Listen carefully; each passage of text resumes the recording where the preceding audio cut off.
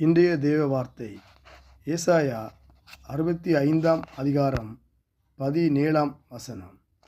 இதோ நான் புதிய வானத்தையும் புதிய பூமியையும் சிருஷ்டிக்கிறேன், முந்தினவைகள் இனி நினைக்கப்படுவதும் இல்லை, மனதிலே தோன்றுவதும் இல்லை. ஆமேன். அன்பின் ஆண்டவரே, இந்த புதிய நாளை தந்ததற்காக உங்கள் நன்றி செலுத்துகிறேன். ஆண்டவர், நீ சொன்னது போல பழையவைகளை எல்லாம் ஒழிந்து போன, எல்லாம் புதிதான எழுதப்பட்ட கர்த்தாவே, பழைய காரியங்களை குறித்து நாங்கள் சிந்திக்கக்கூடாதபடிக்கு கர்த்தர் புதிய காரியங்களையும் புதிய நன்மைகளையும் தரும்படியாக ஜெபிக்கிறேன். தேவன் நமக்கு புதிய தொடக்கத்தை தருவதாக வாக்குத்தத்தம் செய்கிறார்.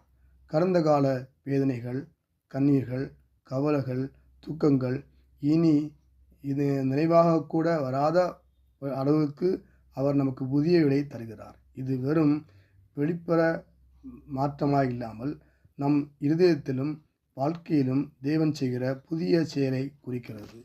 இன்றைய நாளிலும் நாம் நேற்றைய சுமைகளை சுமந்து கொண்டு சொல்ல வேண்டாம். கர்த்தர் சொல்கிறார், இதோ நான் புதிய காரியங்களை செய்கிறேன் என்று. நாம் அவருடைய நம்பிக்கையோடு அவருடைய வார்த்தைகளுக்காக காத்திருக்கிறது நல்லது. அவரை எதிர்பாருங்கள். உங்கள் வாழ்க்கையில் புதிய சமாதானம், புதிய ஆசீர்வாதங்களை தேவன் தருவார். கர்த்தரின் சமாதானம் இந்த நாள் முழுவதும் உங்களோடு இருப்பதாக.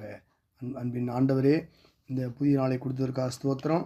இந்த வேத வசனங்களை வாசிக்கிற, கேட்கிற, ஜெபிக்கிற உங்களுடைய பிள்ளைகளை ஒவ்வொருவரையும் குடும்பமாக பேர் ஆசீர்வதிக்க முடியாது ஜெபிக்கிறேன்.